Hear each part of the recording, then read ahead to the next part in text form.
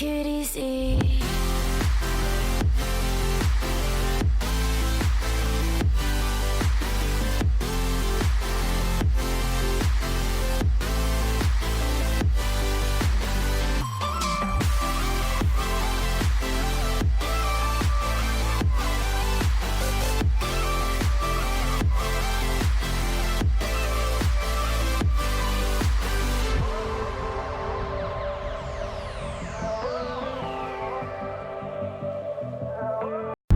What's going on, everyone? Welcome back to another video.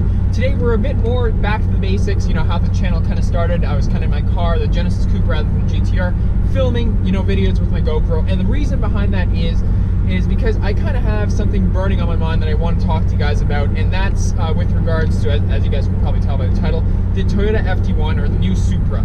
Basically, we get new rumors on this car every, 3 months, saying that the car is almost close to production ready and it should be out in the next couple months, and that's been going on for the past two and a half years. So let's just put that aside. This car is probably going to be produced in 2019, is what I'm thinking. That's when I think this car is actually going to be coming out. Maybe late 2018, the 2019 model years will appear. But anyways, the video is not about when this car is coming out. The video is kind of talking about how I believe this car is going to be a failure. And let me explain. Don't get all mad before listening to me. So here's my opinion on it. Basically, the new set of rumors have come out, as you guys know or may not know. Basically, Toyota is working hand in hand with BMW to produce this car. So BMW is making the Z4 out of the exact same platform, like the same chassis, same engine, which I'll get into in a second, and very similar drivetrain and all that. And Toyota is building the Supra. It's a co-design between the two companies, kind of like what happened with Subaru and Toyota between the BRZ or FRS. So anyways, let me get into the meat and potatoes of today's video. Essentially, my problem comes out with the latest set of rumors, and what they've stated is that, the new Supra, I'm going to talk about the Supra here, because I really don't care about the Z4. That can be another video if I want, but we're going to focus on the Supra. So the new Supra is going to have two engine options. Cool, all right, that's fine. Continue reading. What you see is that the first engine option is a 4-cylinder engine. Okay, I can accept that.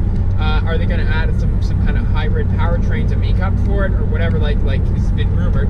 And then the other one is a twin turbo V6. Cool. So continue reading on. I see that what they're saying is that the actual plan for the i4 is that it's just going to be a 2.5 liter engine producing around 250 horsepower. It's a BMW motor, which again, when you think of Toyota, you think of all the Supras that have kind of made a name for themselves. They've made a name because they're bulletproof cars. Like, you can throw 1,000 pounds of boost and they're not going to blow up. I mean, they will, but for the most part, they're very, very reliable. And the thing with BMW motors is that, well, to be honest, they're not that reliable. And I'm sorry if I offend any German fans. It's just, come on, look at longevity between both cars, Japanese cars and German cars, and you'll understand my point. I'm not trying to bash you guys. I'm just trying to make my point here.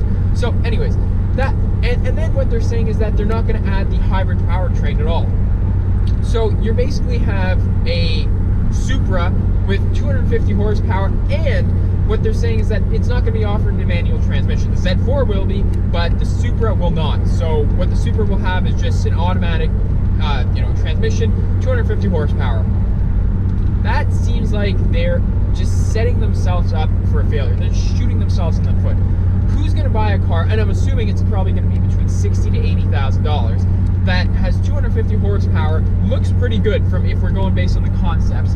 Now, who knows what the production car will look like? If it's anywhere near the concept, should look very good when it comes to production. Anyways, but the power, that's terrible. Okay, fine. We'll put that aside. The second and most powerful powertrain option is another BMW motor, and this one is actually a 3-liter motor producing 335 to 350 horsepower is what they're saying. And again, does that seem like a supercar or even like a high-tiered sports car to you? No, it really doesn't. It's in my opinion, they're kind of setting themselves up to fail, just like the NSX did. The NSX, they're trying to revive the NSX name. That car was known as, the first real Japanese supercar, mid-engine, very, very brilliant car. Everyone who drove it loved it. And now they're saying, okay, well, we're going to revive the Supra. Again, another Japanese icon. Everyone and their parents know know about the Supra. That car is just notorious. Big turbo, one of the fastest platforms to build. That GTR twin turbo Gallardo, basically, in the same kind of ballpark realm here. So to try and follow that up with something so, I don't even want to say mediocre, that this looks like a rehash of the BRZ. And no offense to all you guys who bought the BRZ, it takes a very specific niche market, and if you want that car, for sure get it. But I really don't think a 350 horsepower Supra replacement or Supra will do the trick at all. No one's going to buy this car, especially if it's priced $60,000 to $80,000. Who's going to buy that car when they have so many different options? I'm sure it may look really good, but you can buy an F-Type with close to 500 horsepower for around the same price, or even a Corvette. There's so many different cars. I'm just touching on the really, the most popular ones. So again, unless you're a super die-hard Toyota fanboy, you're not buying this car. And even if you are, you're definitely going to have a hard time pulling the trigger when you're buying something so underpowered, when there's so many different cars available.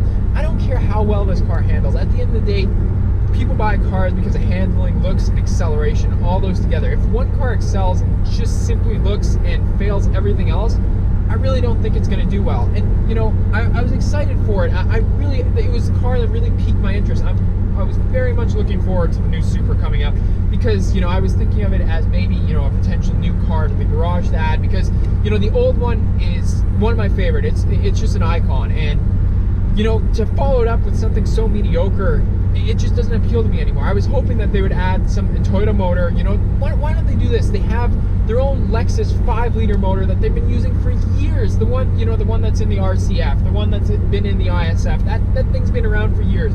Why don't you do that and then put a turbo on it, slap a turbo on it? That thing is built like nothing else. It won't blow up. Put the turbo on it, put 4 or 5 pounds of boost. That thing will really wake up. 500 horsepower, 550, 600 pound-feet of torque. That, in my opinion, is a way to sell a car. First of all, big displacement, which means that the sound will be very, very good. It has a turbo for all the turbo audience, like blow-up valves, tuning, and all that. Plus, you can even add a second engine option, which is a little bit smaller, that adds a hybrid powertrain, which is cool. You can do a bigger turbo setup and make up the gap while the turbo schools with the hybrid powertrain. But to do something so mediocre and so underpowered in today's horsepower races, where you have the Demon, you have the Hellcat, you have the Vet, the supercharged Vet, making 650 horsepower, 650 pound-feet of torque, around $80,000-$90,000. What are you thinking, Toyota? Are you trying to set yourself up for failure? I realize you haven't built a proper sports car in years, but someone there in Toyota R&D must have like a bulb go off. Hey, listen, this car is going to be a failure, and they need to bring it up to their executives. Like, they need to have a little bit more power. Come on, guys. Let me know what you guys think in the comment section down below. Am I totally out of line here? Is this car going to do well?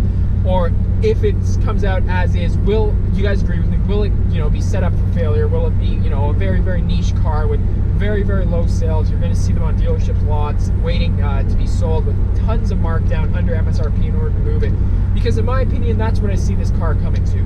I really don't see it being successful unless they go back to the drawing board, change up the powertrain. First of all, put something with more power, something, a little bit more reliable.